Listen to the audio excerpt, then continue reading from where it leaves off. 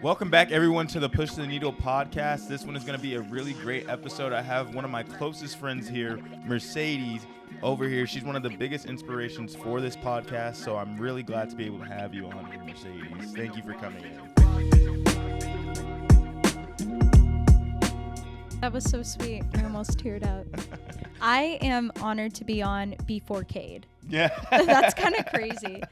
I thought because, I mean, Cade's definitely like helped you way more than I have. I've just been a supporter, but For sure. And Cade's definitely going to get his episode. Like I said, I really wanted you two on it because big thing and what, I plan on talking about in this episode is how you guys fully went in on yourselves. I think that's huge. And that's one of the main reasons I made this podcast. So I'd love to talk a little bit about that.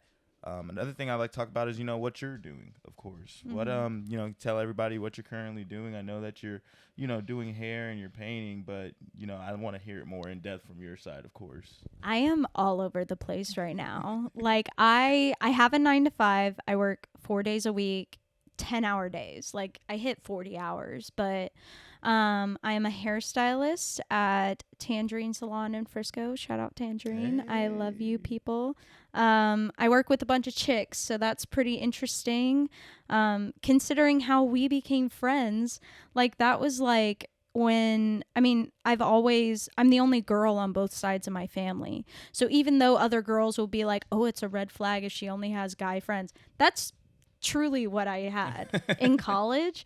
Like I always say, like to my other, like I'll have clients, like I'll have young girls in the chair and I'll be like, the one thing I failed to do in college in my time there was make more female friends. Yeah. Like Casey Gates is my best friend. I met her in college. True. Do you feel like that's something that has any type of big impact right now? Just because I know you have a lot of guy friends, but we all love you, of course. And so is that something that you wish you would have done in college, was just make more girlfriends for now that you're out of college, or how do you kind of feel about that? I don't know, because when I look back at college, like I had a blast, which thank God I did, because spoiler alert, I did not finish. So if I didn't have a good time in college, I would have looked back and been like, wow, what a waste of time and money. But I don't look at it like that at all. Yeah, we had some fun. We had a blast. And I think for that season of my life, that's like what I needed, because I think I was battling a lot within myself and what I was going to do, that if I had almost the drama of female friendships, especially because I was thinking about rushing, that would have been more stress. I was so even though I was battling within myself, I was never happier in a living situation than when I was living at SIG with you guys, because I was always happy when I was around y'all. Yeah. So, and I was never alone. And I think I was in such a tough place, and I didn't like being alone, which I truly believe that if you can sit by yourself in a quiet room, now I've gotten to that point with myself that I can do that. At the time I was just my anxiety, I was extremely almost depressed, just because I didn't know what I wanted to do. And I think COVID wrecked a lot of people, but I was at my career height at the time during COVID. I was broadcasting. I was the MC at all the football and basketball games. I was hosting the CUSA championship for basketball that we were supposed to win at all. We had one conference that year, and we were supposed to go to the dance, and we got shut down. Yeah, that absolutely blows. That was crazy. So, like you said, COVID kind of shut everything down, and now I feel like what you're doing now and the direction you're moving now is kind of, I don't know, I don't want to say it's too far away, but, you were in communications and broadcasting, and now you're going a lot more into your creative side. So how did that kind of come about? I think, okay, so Cade inadvertently got me to quit school and pursue something else, because he had gotten his job that he has now while we were still living in the fraternity house. Yeah. And I had gotten Sweetheart. So I was partying with y'all, and dude, that was such a great time. But I was having fun being a college student, And my boyfriend, who I loved so deep, I mean, I still love him so deeply. My fiance now, but my boyfriend, I was like, I felt him start to get really serious about life, like really fast. He was, you know, going to all these Apex seminars with all these entrepreneurs about talking about betterment. He'd come home talking about it, and I just felt like I wasn't there because I was a college student, like I was a partying college student. So I felt that I was looking at my options. I was thinking about what I wanted with him, the future that I wanted with him. And I was like, okay, well, I can either use my degree for a couple of years, because at that point I was not doing well in school after COVID. Like during COVID, my grades plummeted. So it was going to take me a whole nother year to graduate, right? So I'm thinking to myself, okay, well, I want to get married and I want a family. And when I have a family, I probably am not going to be working a corporate 9-to-5. However, I ended up, you know. And so I decided within a week to drop out of college and enroll in cosmetology school, because I had always done hair my entire life. I did my friend's hair for prom. I played volleyball growing up. I do all the braids, like just styling. It was something I was really interested in. My grandmother was a hairdresser. Okay. And so I kind of just decided and took this leap, and I was with someone that I told him, and he was like, okay. Yeah. He like supported you like 100%. 100%. We moved into our first apartment together when I was in cosmetology school, because I started school when I was living in the house. And that's when I started getting fucking mad at y'all, because I had to get up for school. I didn't know you started it while you were living in the house. Wait, no, did I? Hold on. I thought you were. I think I was in the apartment. I was subbing. Yeah. That's why I started getting. Yeah, I was subbing during when I was living up. Yeah, I would leave my fraternity house of a house and then go in sub kindergarten. It was not good. That's got to the other side of it. Just for backstory, one night, me, my friends Johnny and McCaleb were up, just absolutely getting plastered, drinking peanut butter whiskey, listening to some good old country music. And we are loud. And by this time, it's about, what was it, about like 6? 6 a.m. because I had to go in for elementary school, and they start early as fuck. Scariest I've ever seen Mercedes in my life. She comes stomping down the hallway, rips the door open, and why the hell are y'all still up? It's 6 a.m. I have work in the morning. I've never seen a room. You could hear a pin drop within a 0.2 second, to the point where I had to go in the bathroom while Mercedes was brushing her teeth and apologize. That's how that's how afraid I was. I don't think I've ever seen you as mad, and I don't think I've ever seen you that mad again. I was so tired, man, that day. Yeah, that was crazy. So just looking back around, I mean, that's a pretty big leap of faith. I feel like we're conditioned to kind of go through school, and COVID really did jank that up whenever it gave us a year off, and we started seeing what life was like whenever we didn't have to be in school. So, like, how was that decision-making process? Because I remember back in SIG, I remember the anxiety and how down you were about, school kind of taking its toll on you towards those last couple months. And so you said it all happened in a week, and that's got to be a roller coaster, huh?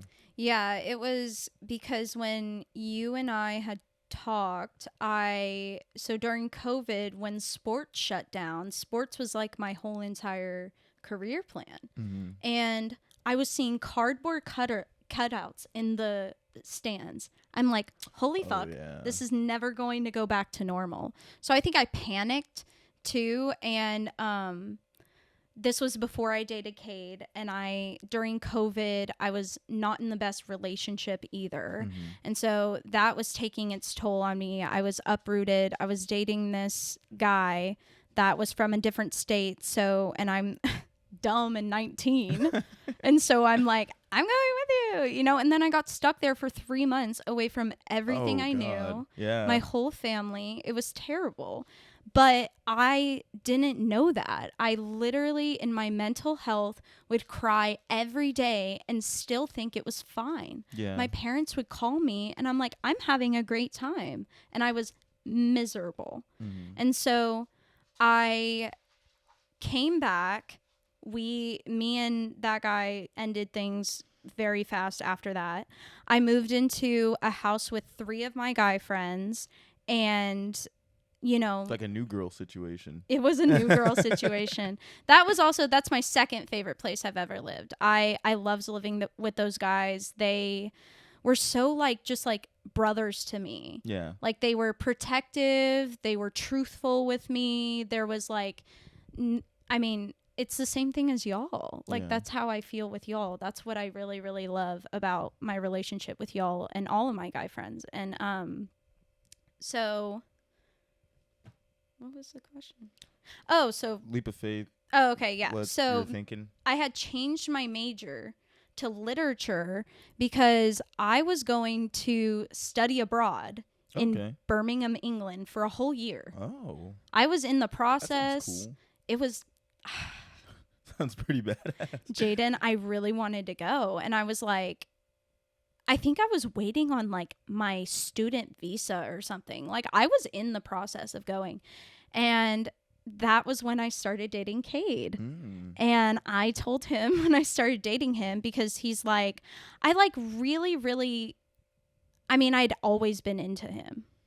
Maybe we should go back to that, because I met him at We SIG. can rewind it back a little bit. Rewind it on back. It's 2019. I'm a freshman in college. You're not there yet. I'm not there yet. You're not there yet. So, this guy that lived on my dorm hall, oh my gosh, he was so obnoxious. Thank God he dropped. He didn't become a SIG because he wasn't a SIG, if you know what I mean. So he had invited me to a Jersey party, the first SIG party of the semester. And Pierce, who I had Comm 10 with, our really good friend, Pierce Johnson. Yeah. He also invited me. And so I used to go out and party with girls that were on my dorm hall. So we all went out, and Nick Taylor was the one that lived on the dorm hall. I don't know if you've heard of him. You might have. No, I don't Maybe think I've just from this story. Yeah. So he was bartending, and he got super fucked up, and he was like in the bathroom, and I was helping him.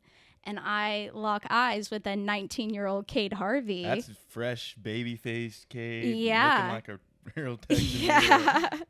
Yeah. And I am bleach blonde. Like, I used to, like, dress different to go out and party, you know? And so I immediately know I'm not leaving that bathroom, because I had never really felt that way. Like, I had gone to other parties and seen like other like attractive guys, but I wasn't like, oh my gosh, I'm following this guy around all night. Who is this man? I was like, who is this guy? He had like a jersey on with like no shirt underneath, and I just remember like thinking that his build was really nice. Like, he had an athletic build. I was into him. And so I don't remember talking in the bathroom. He said that we went off and talked in the bathroom, and I was like, I only remember us talking. We put him on a couch outside, and we talked for like 2.5 hours. Yeah. Like, I don't remember. I don't remember outside, like just do something yeah. to it. That's how me and Kieran, started really like connecting and talking, as we were on the couches by the bonfire. It was nice outside, and it's like nighttime, and so he told me that he wanted to be a director, and that he was in media arts and I was in broadcasting. They're sister majors. And I just thought to myself, I was like, he's so kind and charming and so attractive, but he wants to be a director. And I had always had this creative side to me. Like, I painted a lot when I was in high school, and I was always a creative person, and I had never been with someone that valued that. And so that was really, really interesting to me about him. And so like the night winds down, and he was like, do you need a ride? Like, my pledge brother Pierce can take us. And I was like, oh, I know who Pierce is. And so I'm in the car with him, and our hands are up on the seats, and I like put my pinky on his pinky. So I like made a ridiculous move, and he goes, and I was like, oh my gosh, maybe I like misread this, because I like felt like we were like vibing, you know? And so I like was like, oh, can I get your Snap, like, before I go? And he, like, gave it to me. And then he Snapchatted me, or maybe it was that night, but very fast, right after I met him, he was like, hey, I'm really sorry, but I have a girlfriend from back home. Oh. Bummer. Dang. I was really sad. Yeah. I was sad, but I thought to myself, I was like, oh my God, like, what a nice guy. Yeah. Because I later found out, like, she was far, far away. He was the only one that went to UNT, and out of everyone that he knew. Everybody's back over in Houston, huh? Yeah. So she wouldn't have known anything. Like, my friends had been to parties where guys would make out with them, and then they would go on his Instagram later, and he had a girlfriend. Mm-hmm. So I thought that was really, really honorable that he told me straight up. So of course I have a thing for him, like, like for the rest of the time, like, me and Pierce, that class that we had together, he told me, he was like, hey, so, like, I heard you and Kate Harvey were, like, talking all night. And I was like, yeah. And he was like, well, he has a class after us in this building in Wooten. And I was like, oh my God, we have to wait for him. So I would see him roll up in his remote controlled, his little skateboard thing. Yeah. His boosted board. And I was just like, yep. I'm like, I am so that into just him. Checked off everything for you when you saw that board. Huh? I would just like I would look forward to that in my day. That was like what I was like, Pierce, can we please wait? Because I would go to lunch with Pierce because we both lived in Joe Green. So we go to lunch in Kerr and then go back to Joe Green. And he's like, oh, he's not coming, Mercedes. I was like, he's going to show up like every single time. Mm-hmm. I was so into him. And so whenever we finally got together, neither of us were dating people. And I liked that because I think that it was the perfect amount of time that he did the fraternity by himself, like, and just partied and was single. I got to be single, which was a huge boost in my female confidence. Whenever you date in college, ladies, you should serial date in college. You really should. Like, I don't know. I mean, I just feel like I learned a lot about myself during that time. Mm-hmm. So whenever me and him got together, we were like sophomore, junior year, like 20 years old.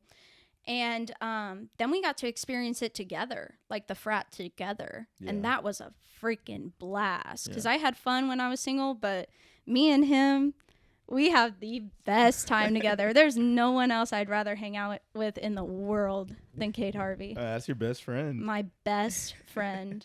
Ride or die. So after hearing that, you're now spending time with and growing something with someone who's also a creative, how do you feel like that's empowered you to really, like, be more, not that's not the word I'm looking for, be more just like, okay, I guess, with showing your creative side and doing more creative things? Like, has that had an effect on you, or do you feel like it's kind of just like that kind of reawakened it more after, being in sports for so long? Yeah, I don't think I would have not ever, because I think that's something that lives in you if you have that creative bone in your body. But just having someone that was so encouraging was like huge. And he was doing similar things. Yeah. Like, I do voiceovers on my freaking Instagram reels and I think it's cringy as hell, but it's like what I do to, like, put my craft out there. And so there's no shame in it. And having someone that never tells you no. Like, he never told me, I was like, oh, I think I want to live paint. And he's like, yeah, I think that's a great idea. Oh, I think I want to do hair. Yeah, go for it. Also, notably so, we moved into our first apartment when I was in cosmetology school, and he supported me financially too. Yeah. He, like, paid the bills when I was in school. And I wanted to get a job because I wasn't comfortable with something like that. Yeah. And, because we were just dating.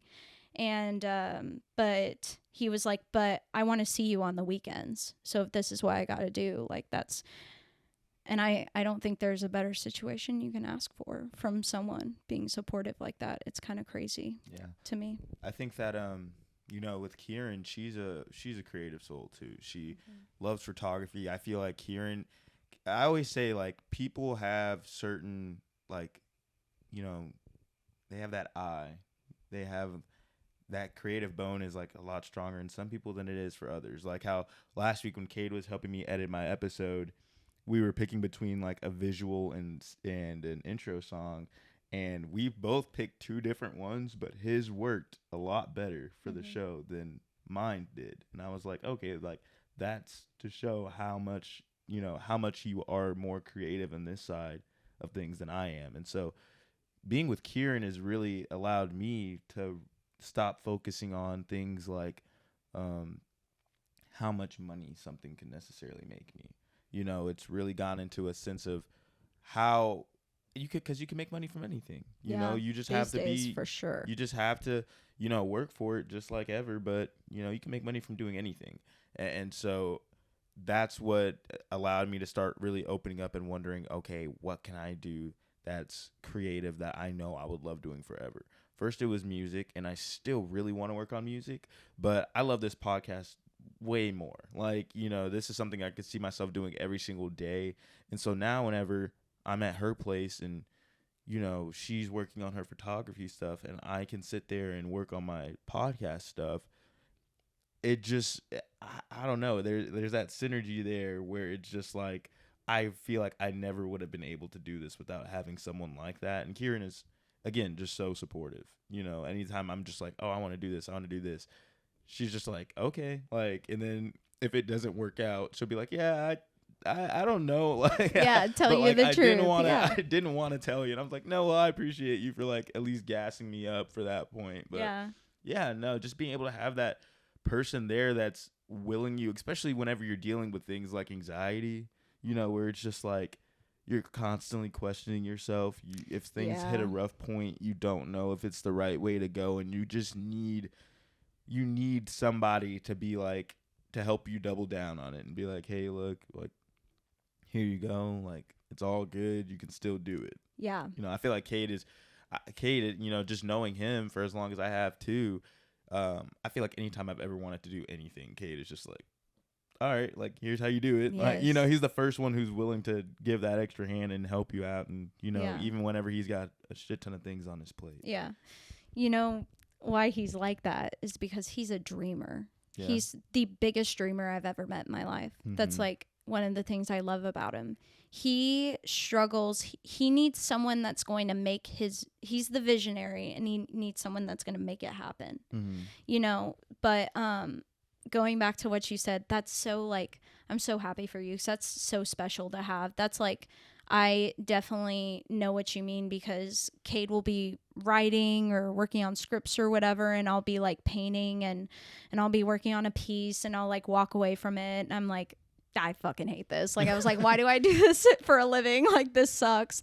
And then he'll like look over and he was like, no, like, don't give up, like, it'll be okay. Mm-hmm. And then eventually, like, because I have a rule, I never give up on pieces, because I always end up saving it in the end. But still, like, like, that's what it's about whenever you are a creative, is finding that person that's understanding, because everybody's different, and somebody that isn't like that is not going to understand like your side, and not going to be as like supportive in pushing it, because they know how that feels, to want to chase that. Because I always say to like our parents, to everybody, that it's just like the people that me and Cade are, we need that to survive. We need that to be happy. Mm-hmm. That's how I knew that whatever I was doing in my life, whether it be hair or painting, or I'm sure something else different, because I always like find a different way to express my creativity. As long as I stay creative, I will be happy. Yeah. And it's that simple. And it's just like something that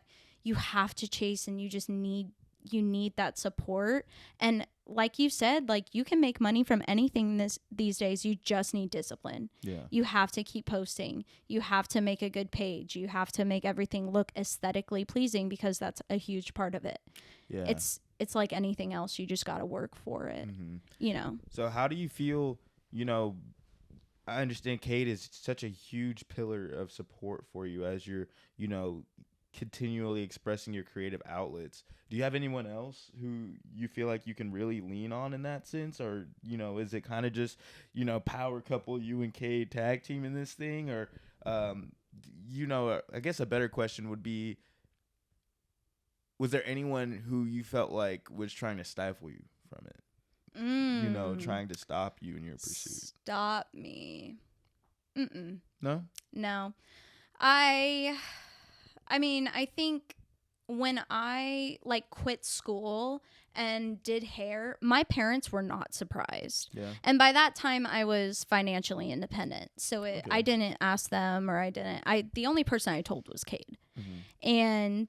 But my in-laws, like people that did not know that I did hair, like Jacob, my brother-in-law, was like, I didn't even know she did hair, you know? So to them, I mean, I think it's understandable to be like, what? You know? But no, stifle me, never. No, I do think the one big pillar in my life is Cade. And when you are going into like a marriage and stuff, like our relationship, we always say like, we're like, there's no way anybody else like has this, you know, which I hope they do. But I was like, I just feel like it's so like, just he's such a part of me that everything else is like way smaller in my life than him. Yeah. He is like the main thing in my life, which is when you're about to get married and that person is going to become your other half. That's like how it should be. Yeah. Like our parents are now like, if Kate is in the center, our parents are on the circle, my closest friends, and then my circle gets wider.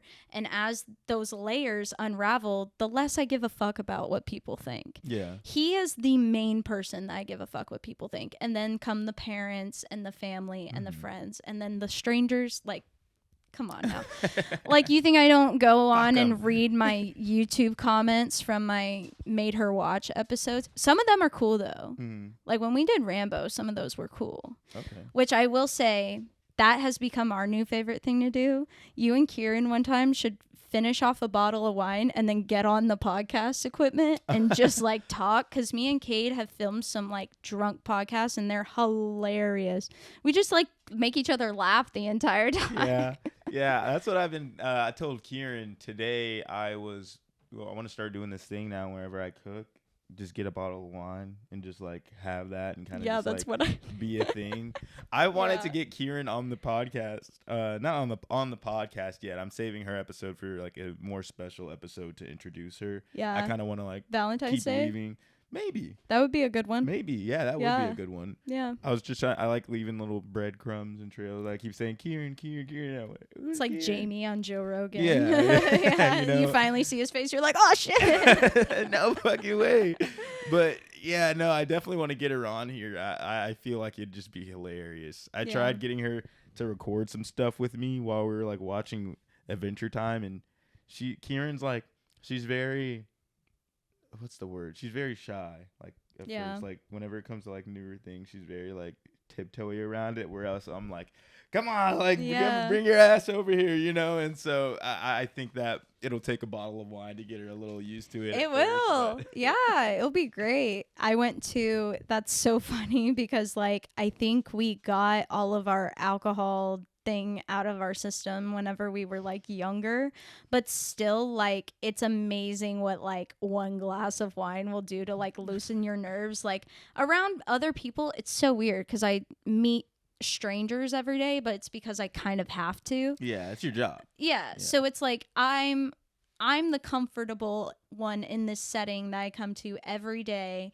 You're in my chair. Of course, like I'm going to be comfortable there, but we went to this midnight release party for this book, and I was just like, I wanted there to be alcohol there, like drinks. I thought they were going to have alcoholic drinks. So I was like, if I have one, it will loosen me up enough to talk to people. That's how I am too. It's just like whatever, you know, people are like, oh, you're really outgoing. And it's I mostly go to talk to people because I'm like so nervous too. Where it's just like, I'm going to keep being nervous until I talk to this person or until I, you know, make myself go outgoing. So I'm just like, you know, I just do it so I'm not nervous anymore. Okay. You know, I can't hold that kind of tension, but anytime I'm at like SIG or a social event or something like that, and there's alcohol, I'm just like, okay, just one, like something to loosen me up to where I'm not thinking about it anymore. Yeah, exactly. Yeah. It kind of just gives me the little push that I need because like it's weird because I don't want to, if I'm in situations with people that I don't know, I am in this battle of like, I don't want to look like a bitch and look standoffish, but I'm also so nervous to go up and talk to people. Yeah. So it's like, but then I was like, okay, well, if you keep on standing here, you look like a bitch. So eventually, like, it's catch-22. It's like, okay, you either do it or you fucking get called. Yeah. And then I go up and like try to be the nicest person ever to counteract whatever they might have thought from me standing over there. Do you ever, like, whenever you're meeting people or like talking to people, like, do you ever think when you're doing it, or do you just like talk? Like, I feel like whenever I'm having my interactions, I'm very much in my head about my interactions. Like, Okay. I'm like, after? During? Yeah, during. You're like this is a weird. Of course, like, there's people like, you know, like the guys, like people who I'm good and comfortable with where I don't have to do that anymore. But like anytime I'm meeting someone or, you know, I don't really know them, I'm like, okay, did that sound right? Yeah. Am I smiling too long? Like, I'm just like always critiquing myself. That's a big one. Yeah. Am I smiling too hard? Yes. I do that. Yeah. No. This memory popped up this morning of a few weeks ago when I went to like this interaction with like my in-laws, and it was like a bunch of people that I didn't know, and I just felt like I had this one moment that I like went to go and like shake a hand, but then I like didn't, and so like you could see me like do this weird thing. Just like and a twitch. This morning I was walking to go put on coffee, and I thought about it, and I outwardly cringed. I went, ugh. I've been thinking about that one interaction probably once a day since it's happened. Bruh, whenever I first met Kieran's family, I was just like so nervous. Like, so nervous. I'm like the only black guy over here.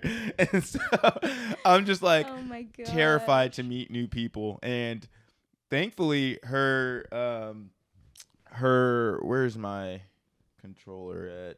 I know this thing is gonna have to cut this out. I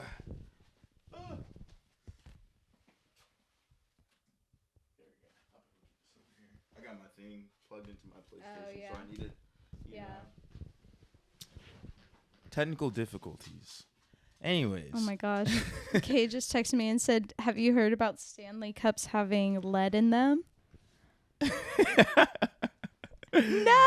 Oh yeah. He's gonna make me get rid of it. Yeah. Jaden. No matter what, he's gonna make me get rid of it. I did see that. I think I sent that to Kieran and told her. Dude, no. Bye Taylor Swift. No. Dude, I put all these are my favorite stickers. Look at my Kill Tony sticker. I can't just get one of those again. Jaden, I'll have to order another ornament. Ask if there's like a protective cover you can put inside of your Stanley to save it. I love all those stickers. Also, that Taylor Swift one I got was from like Fredericksburg for Casey's 24th. So it has sentimental he's gonna make me throw that away. Just keep it as a trophy. You can have your sticker still. It's gonna be so sad to me. What I was saying before I had to fix the thing was, but yeah, over time it's just like I still think now that whenever I go hang out with her family, it's so chill, like so cool. They all know me. We're all laughing, kikiing. Her uncle just showed me a magic trick the other day that absolutely blew my mind. Nice. And you said kikiing. And I think about my past interactions too, and I'm just like, oh God, like how, like, you know? Yeah. Yeah. There was, Kate's parents are awesome, but even, I don't know.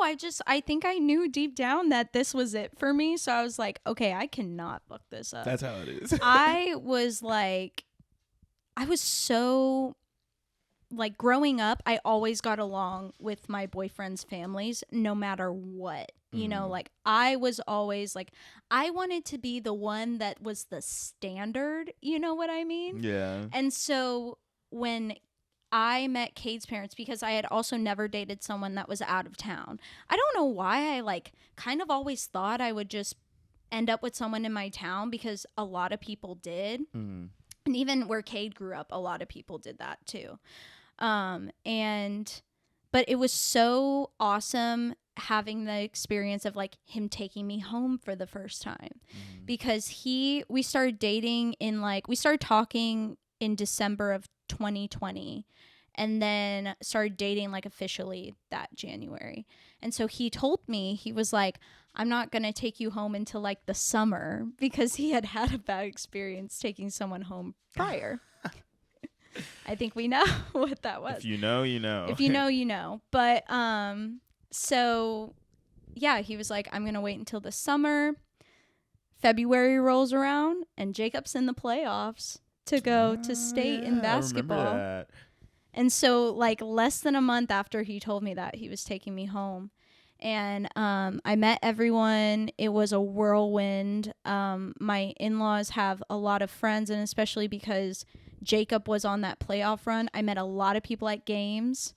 I had to meet them again to know who they were. Now I know, we're 3 years in now, but still, I mean, like I said about them before, I think I like kind of hit the lottery in in-laws. My father-in-law is probably one of my favorite people on the entire planet. Yeah. And I was telling him about this. This is literally going to make me tear up. My grandfather, I lost him when I was 17. He was one of the most important people in my life. He was in the music business, and he just like was such an inspiration to me because he was an orphan growing up, and he had absolutely no reason to want to make a better life for himself, but he did. And he was big in the music business and worked with people like Selena and Billy Ray Cyrus and Garth Brooks, and he's just, oh my gosh, the coolest person I've ever known in my life. And he passed away when I was 17. And my mom and his relationship was always something that I just loved. My mom was from Illinois, and she had came out to Texas to go to fashion school in Arlington. She met my dad at an apartment complex and never moved back home ever again.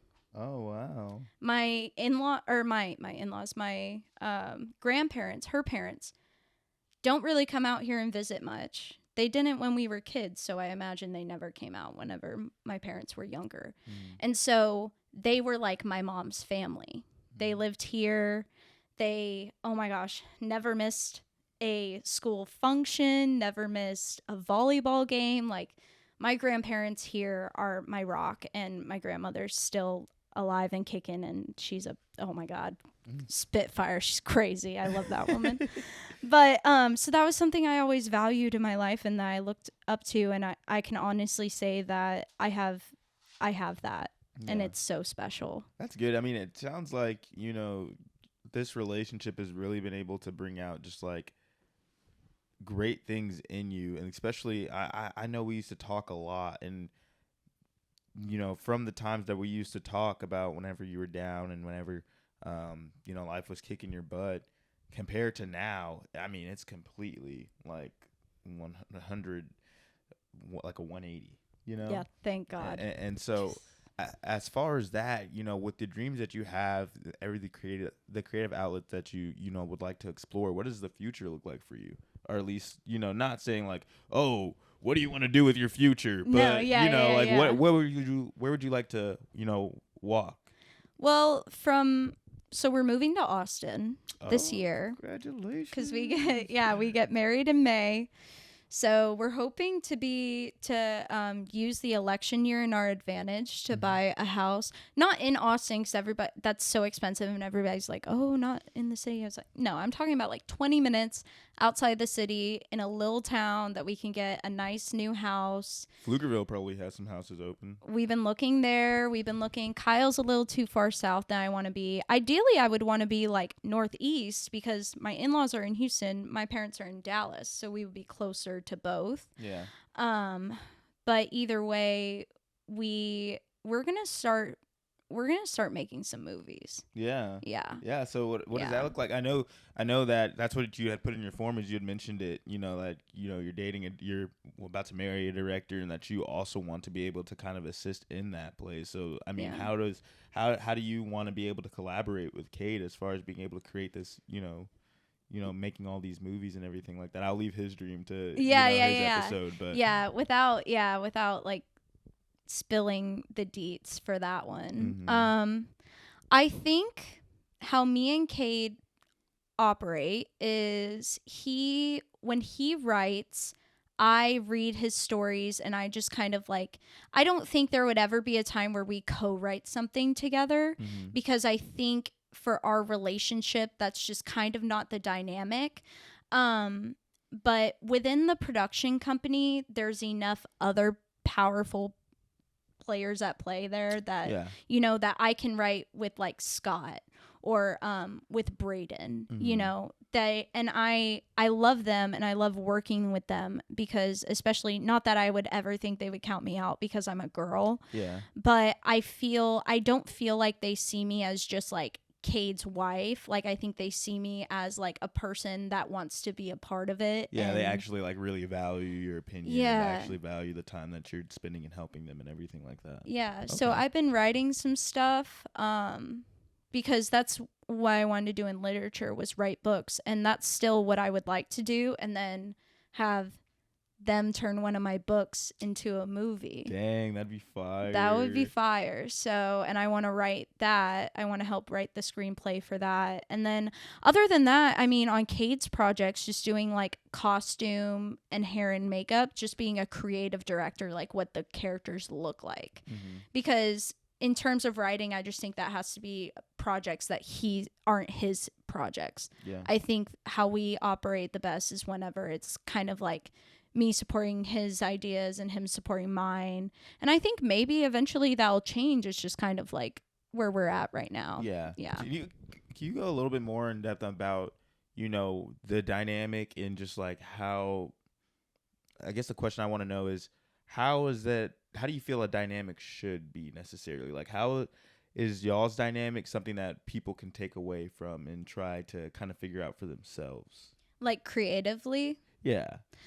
I think always being truthful and Okay. not being worried about hurting each other's feelings. Okay. That is something that I value. Sometimes I'm just like, It stings you a little just bit lie to me sometimes. sometimes, Yeah. or something. But Kate is just someone who is a super honest person. Like I'm talking like as honest as a toddler will tell you. That how kids just say things like that because they have Yeah. no filter. That's kind of like how my fiance is. But I value that honesty, especially for what we do.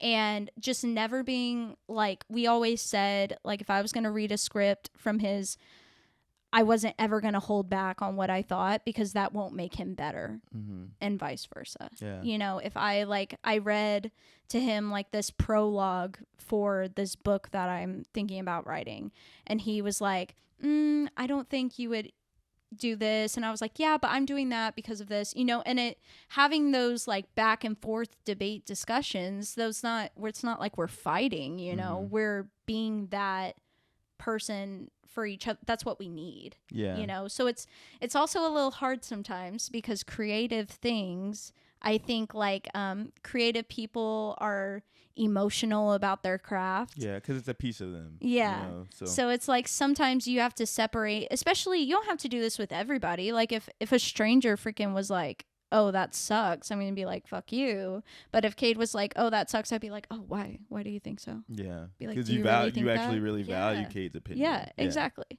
Yeah. So I think just always being truthful, Mm-hmm. and that goes in the relationship too. Like I never, it's so absurd to me. It never, things that used to cross my mind when I was younger never crossed my mind, and that's how I know that I'm ready to get married to this person. Oh, okay. Yeah.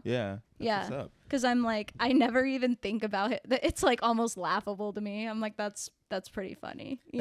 That's what I feel like is super hard. I'm not saying being truthful and honest is a hard thing. It's just more of understanding when people's feelings are attached to that truth. Yeah. That's something me and Kieran are, really working on, is not that we ever lie to each other or aren't honest with each other, but sometimes we'll hold back some words because it's like, I don't know how this sentence will affect how this person feels about this situation. and you always, I spend a lot of time really trying to be considerate to other people's feelings, just in any sense, just because I've always been, treat people how you want to be treated. So I'm like, okay, well, I know this could potentially hurt my feelings. Why would I want to hurt hers? But it does take that honest factor, and I feel like with me doing the podcast and her being photography, I don't know how exactly that's going to sync up yet, but I'm really excited for it too. I'm hoping there's Take like your thumbnails. well, yeah, that's what it's because right now she, especially with school and everything, it's just like so much on the plate that I don't like to push it.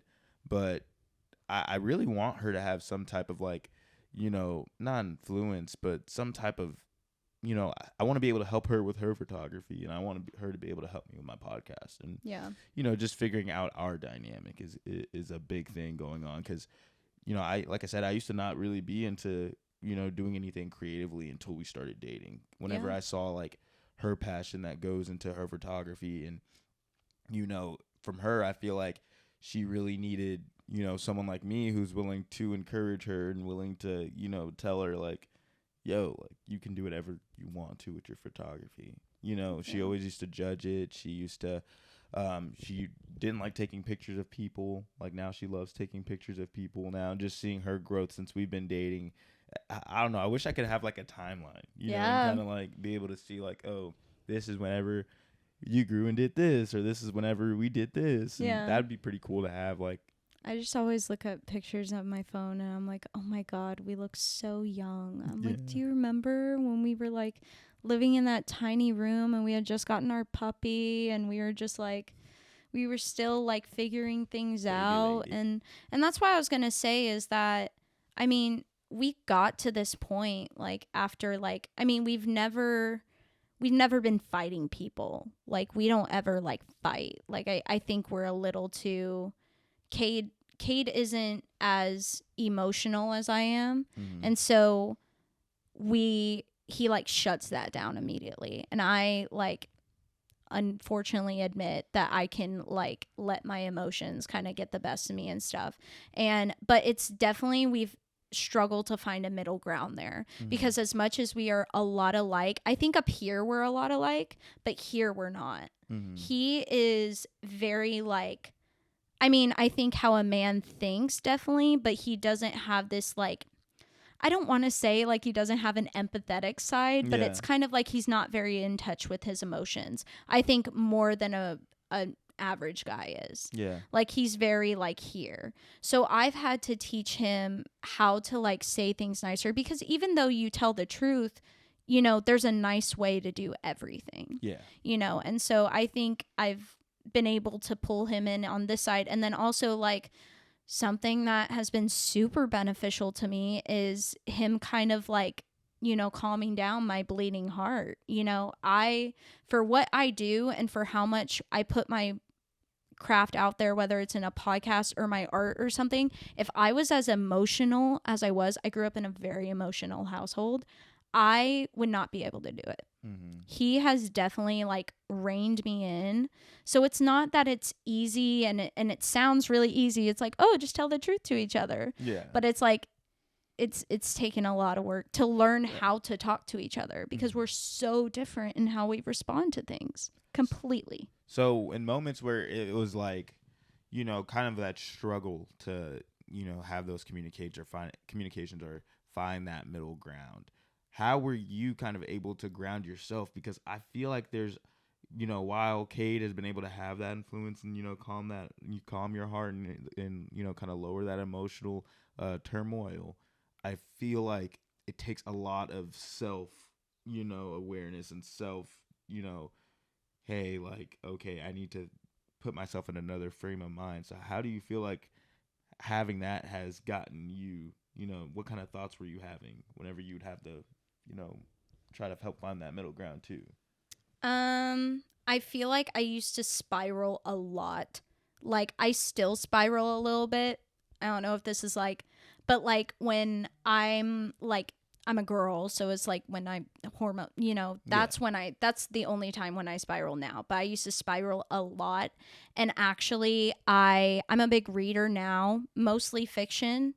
Mm-hmm. Cade was always pushing me to read these books, and I'm just the type of person that I'm like, if you push me and do something, I'm not going to do it. Yeah. You know? So then I was like, I was in cause school, and he was like, just read Green Lights. And he's like, you can listen to it in the car because Matthew McConaughey, yeah, he reads it. And I can listen to him read the phone book. I love his voice.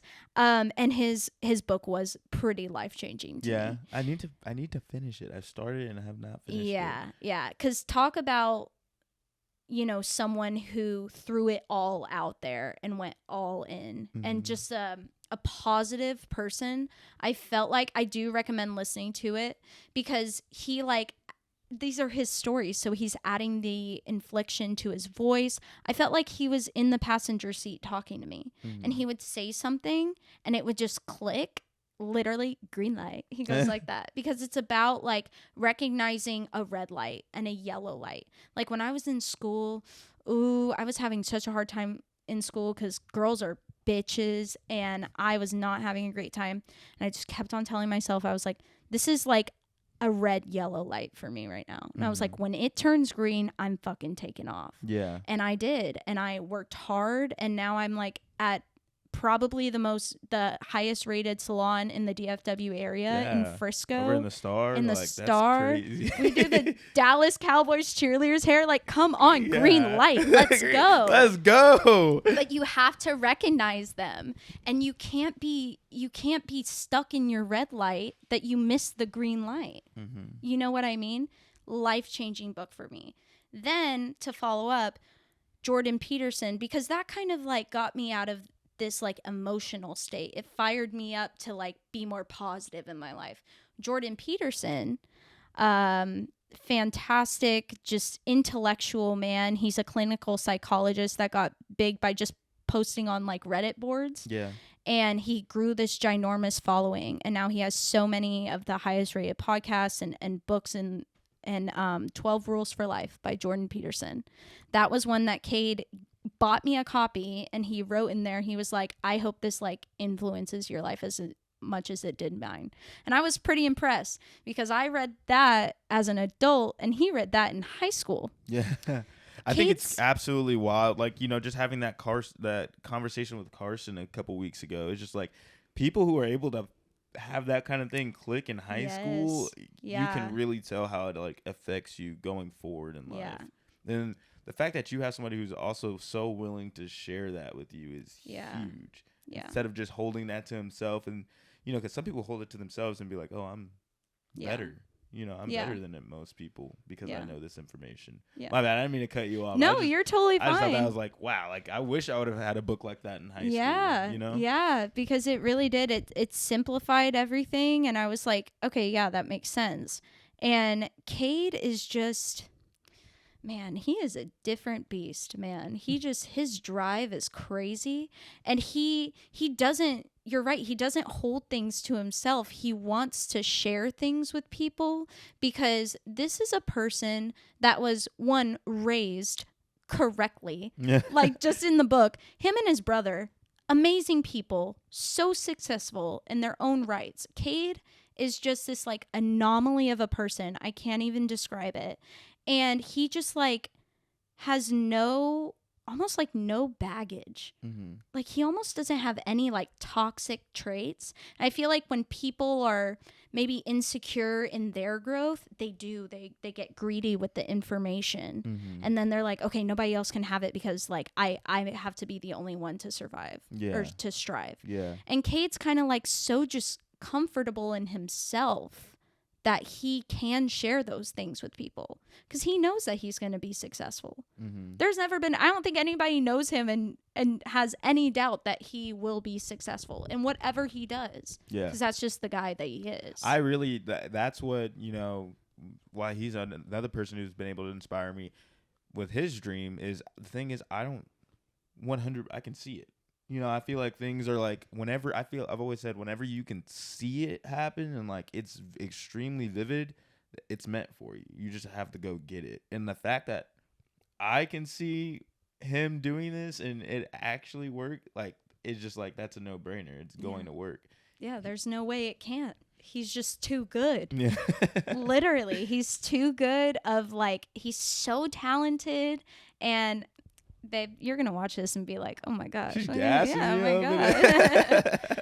there. But no, he's just like, and then just, oh my god, what a great person. Mhm. What a great I hate to make it about this, but as I've grown older, this is a big part. What a great, attractive, charming person Mhm. that's also talented.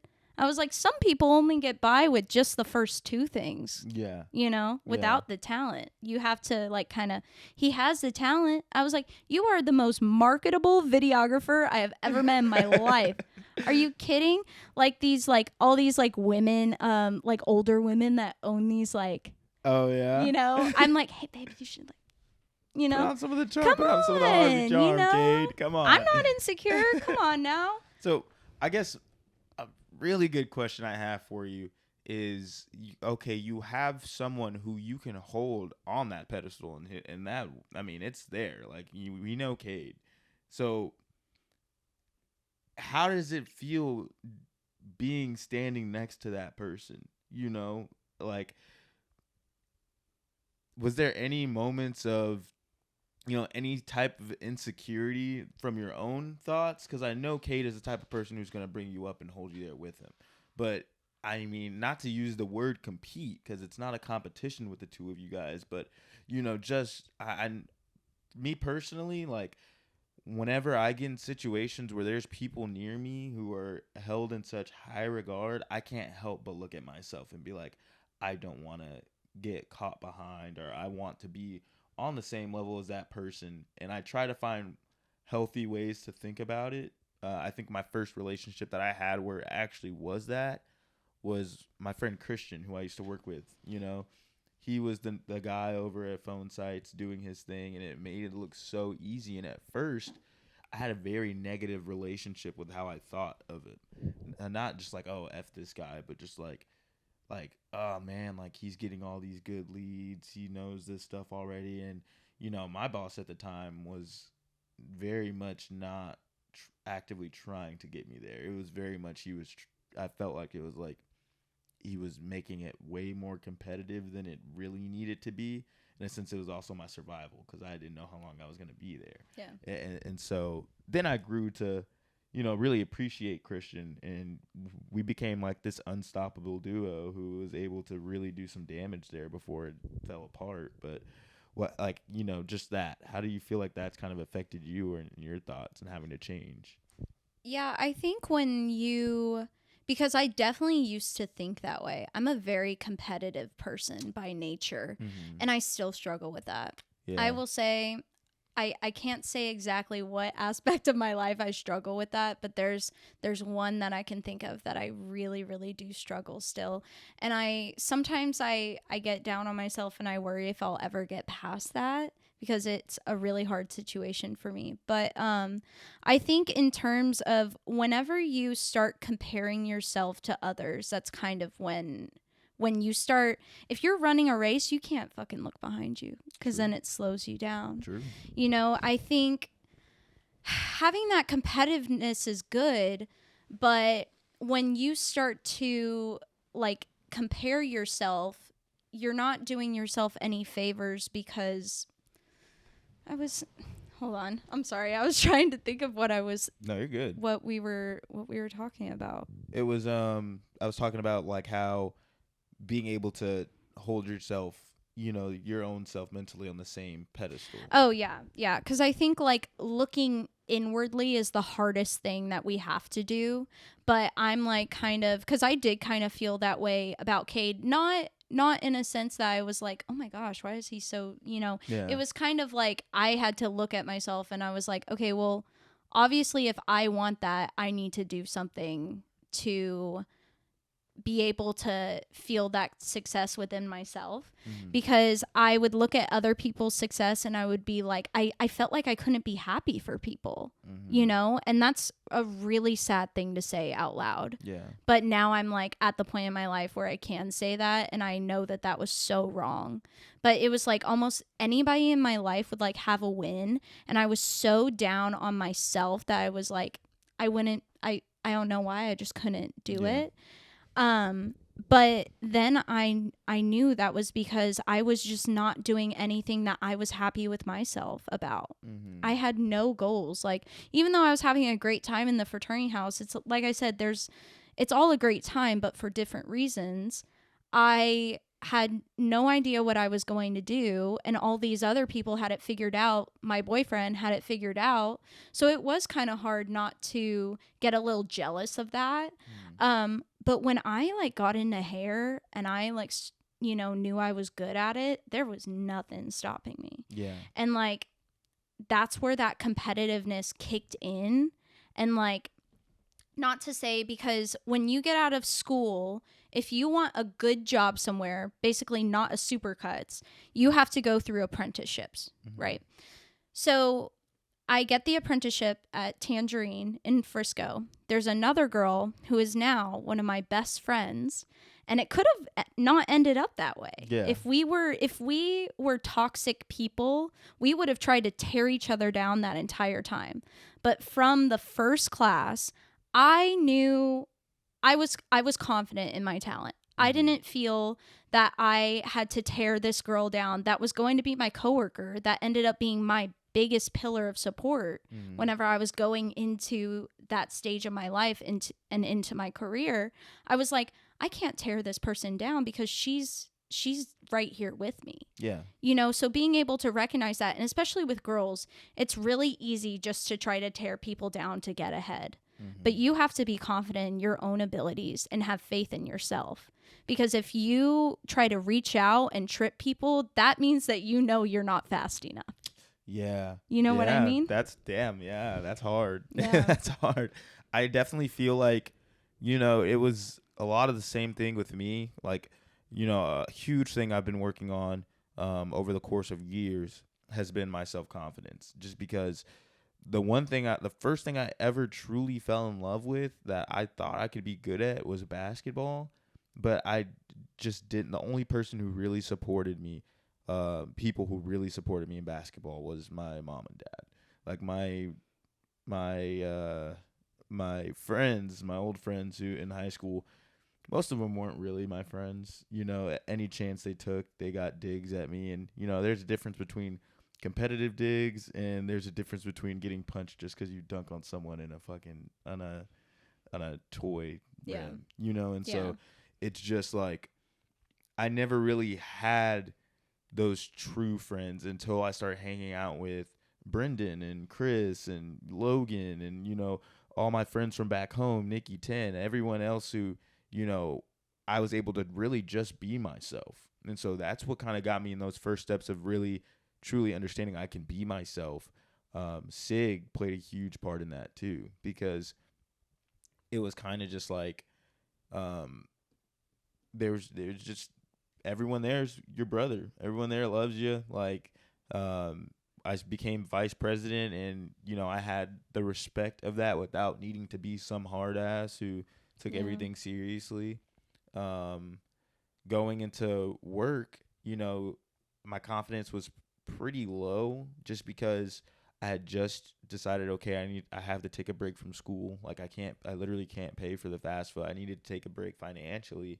And that was all I had going for me. Like I was like, I don't have any work experience. I don't have a degree. So how would I get a job? Like I have to do good here. And whenever your second month in, you're getting told you're getting fired in 30 days, whenever I've had no proper training at all. It brought something out in me that was I thought was more on the nastier side of competitiveness. Yeah. Because it's just like now I'm just fighting to survive. And once it came to the realization in my head, oh, he's not gonna fire me. Like it's just only two of us here. Like he literally cannot fire me right now. Yeah.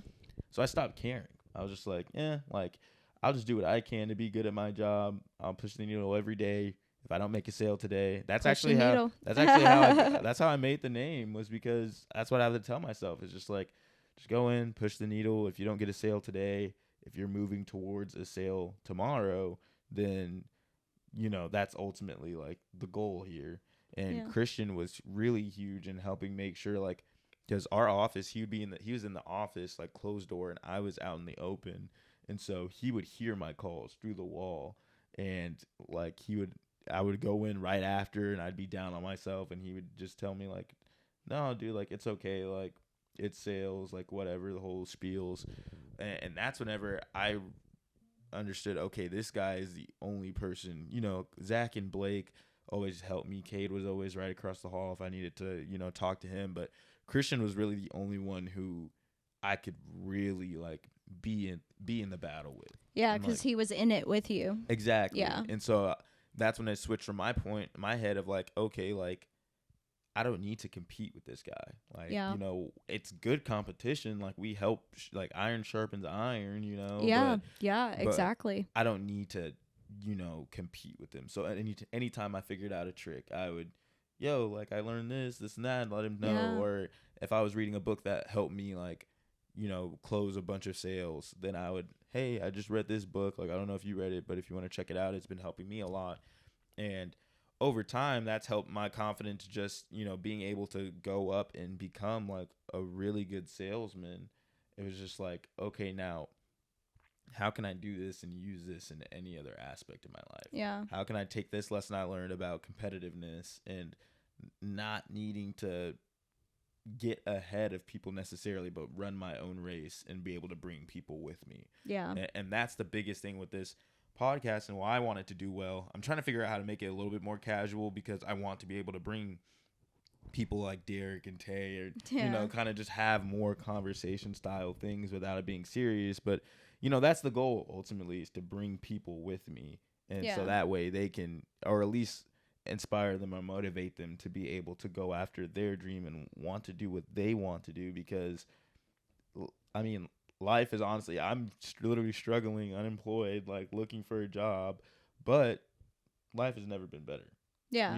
Besides that one part, I know that this is just like, that's just a discomfort, like that saved me from years of dysfunction.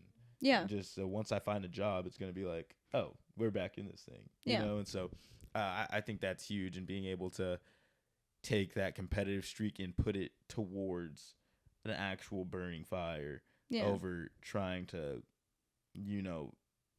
use it for envious purposes or, more or less beating yourself up. Because I feel like it's like that phrase, like if you're pointing at someone, you got three fingers pointing back at you. Yeah, that's how. Yeah.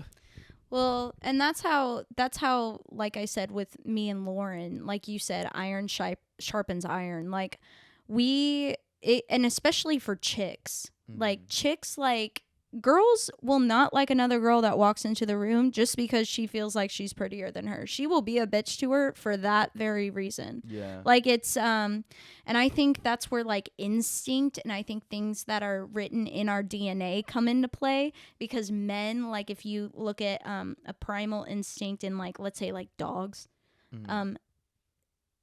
boy dogs alpha each other. Girl dogs don't do as well together, nurture over nature, whatever.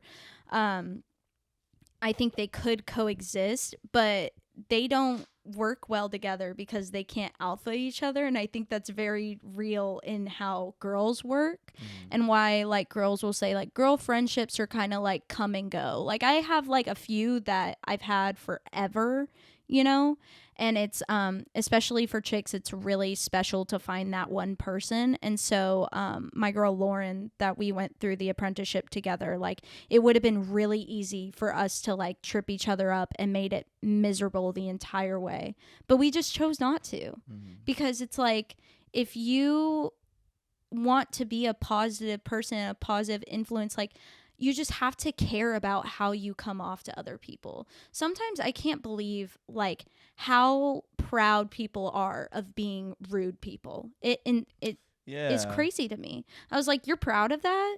Like I'll hear like women say like, oh, I'm a bitch, I'm like, you're proud of that? Like if I call myself a bitch, I'm like, damn, I was such a bitch. Yeah. That sucks. Like I was like, I can't believe I came off that way. Yeah. Because I want to be a positive influence in people's lives. Like I want to when people think of me, I don't want them to be like, oh, that girl's a bitch, like I want why would you want that? It's so crazy to me. Mm-hmm. Like, it's like growing up, you realize that there are actually bad people in the world that want to be not good people. And then you realize there's actually like stupid people out there.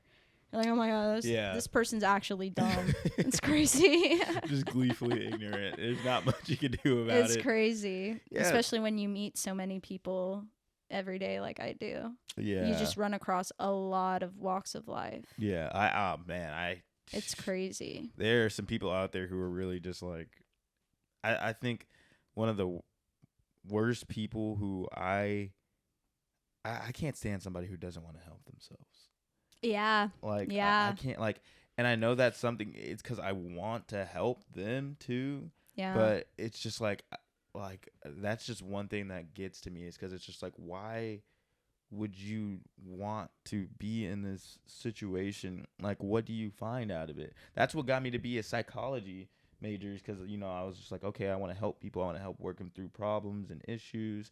But then as I'm learning this stuff, I'm just like, it really does get to a point where people will dig themselves that deep mentally to where you can't pull them out. Yeah. And it's just like they will sit in that situation, and all you can do is, you know, either be there for them or not. Yeah. I think that's insane. Yeah, it's really hard to make that choice. I know, because I've been there. And I've been like, I told Cade, this is so crazy. I told him this morning that I was just so like, I like hated like everything about my life. And it was like, why? I didn't know. Like, I had great friends. I was living on my own. I had a fantastic boyfriend. I had all the things, but I was not happy. Yeah. I would literally like wait in my apartment for Cade to come home from work. I had my new puppy, who's adorable, and I got to snuggle with all the time. But I hated my life. I was like, what is going on? Mm-hmm. And so it is like really, really hard to pull yourself out. And sometimes, like, I hate when he says this, but like, Cade really believes in mind over matter. He was like, I think you could do anything with your mind. Mm-hmm. Oh my gosh. It'll be like July in the heat of summer. It'll be like 109, feels like 121. And Cade will be like, just think cool. I'm like, I'm going to punch you in the face.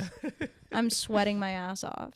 And he was like, if you really, really tried, you could. Yeah. That should be his motto. If you really, really tried, you could. I have to agree with him though. Like, yeah. There's times whenever I'm really cold and I'm just like, okay, just think warm thoughts, and then my body starts to kind of like regulate itself. Yeah. And like, one thing that really, you know, have you ever, whenever you're a kid, you know, said you're sick, you can't go to school, you're sick, and then you just like think sickly and move sickly, and I feel like to a point in it, like, you start feeling sick. Yeah. It's kind of crazy. Yeah, I've been so like sad and like crying. Like I literally, whenever I went through my last like big breakup before Cade, like I am not kidding. Like, now I look back at it and I was like, oh my gosh, this sounds so like pathetic. But my mom had to sleep in the bed with me because I would freak out like about being alone. I didn't know what it was. Mm-hmm. I didn't like being alone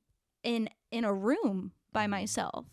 Like, I could not get out of bed, and I was physically making myself like run a 104 just because it was so crazy. Yeah. It was, I couldn't explain it, and I don't really remember. I mean, I got on meds to like be able to even get out of bed in the morning, which sounds so ridiculous. Mm-hmm. And all I can say is that like people that have not experienced that like just can never understand what that feels like. People that have never experienced like anxiety attacks, it's like you will not believe me in a sense that I physically cannot keep my breaths from coming, you know, which is crazy, because if you believe like Cade does, mind over matter, which is another thing we had to like, you know, get past, was that I had mental health issues going into our relationship. Mm-hmm. I had been through some stuff going into our relationship. Cade had like one girlfriend and broke up with her. Not to say that he didn't like have his like, but he's like had a great like life. That's awesome for him. But he didn't know how I felt about like the stuff that I was battling within myself. He didn't understand my anxiety, so he had never experienced anything like that before, you know? Yeah. So it was something that he had to learn and start to understand. And then something like with him too, you know, and I feel like he's just now in a part of his life where he's starting to kind of like face like some problems, you know, that he's like, you know, having to overcome. And so I feel like I'm having to learn with him how he responds to stuff, because like this whole thing about like, I don't believe in the whole like, oh, man should, you know, just deal with it, you know, like that's why I'm there. Yeah. You know, he doesn't have to be like that for anybody else. Yeah. But I need to understand how to help him. Yeah. You know, Of and that's course, what a yeah. wife is. Yeah, You know, you of can't course. neglect, I feel like I see these women that are like, oh, I want him to be there for me. And I'm like, but are you being there for him? Even though he's a man, like he still needs that. Mm-hmm. He's still half of the relationship. Yeah, I feel like me and Kieran's conversations, whenever there's ever points where we need to find common ground, I feel like a lot of them have been mostly me getting, you know, more of my thoughts and feelings out. Because the thing is, I'm always receptive to hers, but I never really give mine too much, just because I'm just like, okay, well, you know, maybe this is something I need to deal with on my own. And then it gets to a point where I just feel like I can do nothing but tell her about it. But Yeah. she's always there and always receptive to it. She's never been the type to be able to be like, oh, well, here's my feelings and needs and they're prioritized over yours. It's very much like, okay, I'm accepting how you're feeling. Here's how I'm feeling, and as long as I'm understanding and I accept that, and I make sure that her feelings are validated too, then it's usually like, I mean, we'll have our conversations and then go off and like it never even happened, you know? Yeah. And so I think having you being able to be there strong even for someone like Kate, who, you know, rarely experiences bad days. Oh my gosh, yeah. But, you know, that means those bad days, whenever they do come, he definitely needs someone strong like you on the side. Yeah. Yeah. Yeah, because he like, yeah, he thinks so big. Mm-hmm. So you can imagine that like the spiral is pretty big. But it's just like, you know, that's just in the type of person. Well, hey, I'm a firm believer in, you know, God puts you through situations for reasons. And so, you know, everything you've gone through up to your life has been setting you up for things like this. Like you're about to be newly married. That's going into so the crazy. next chapter into y'all's life, moving into Austin and everything. Congratulations on all of that stuff. Thank you. You know, now it's about the time where we wrap it up. I would just love for you to tell everyone your dream again one more time. My dream is to always stay creative in whatever way that is. You know? Yeah. I do want to be a mom. A mom. Yeah. A mom. Yeah. I want some little Kate Harveys running around here. I think that is the biggest dream, but yeah, just being happy and staying creative. Yeah, here's to a creative life and to a happy wife. You know what I mean? Next thing so I like crazy. doing is I like asking a quote unquote controversial question.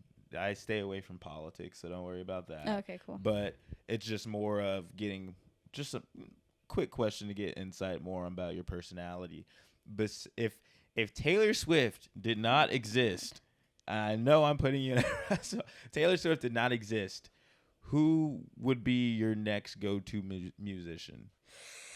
Musician? Yeah. Okay. This is hard. 'Cause you did you took away my go-to. Yeah. Gotta make you think a little bit on this one. Okay, so I grew up with a lot of 70s influences in my life, and there's people like Stevie Nicks, I would say, or like Fleetwood Mac, but I love Linda Ronstadt. Linda Ronstadt. Have you ever listened to any of her music? Her voice is angelic.